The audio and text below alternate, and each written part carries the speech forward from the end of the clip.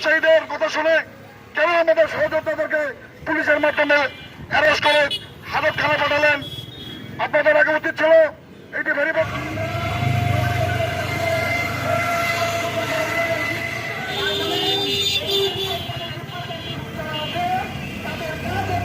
Qualification নাই, শুধু নামে মাত্র।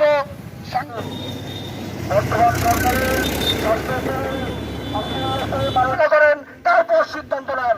দয়া করে আমাদেরকে দালাল বলবেন না। আপনাকে দিয়ে আপনাকে মাথায় রাখতে হবে, আপনি একজন এডুকেশন তার কাছে প্রমোট করেছি, যার ভিত্তিতে ডক্টর লিখেছে, তার মানে দালাল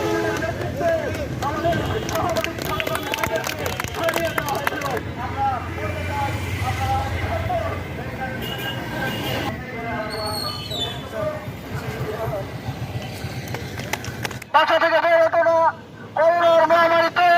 তখন সারা বাংলাদেশে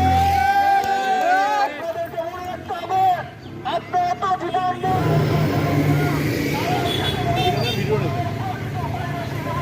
থেকে আন্তরিক মোবারকবাদ জানাই। আমার সহকর্মীরা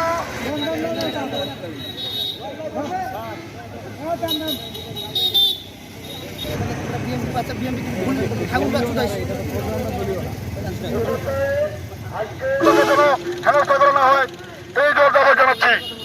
আসসালামু আলাইকুম।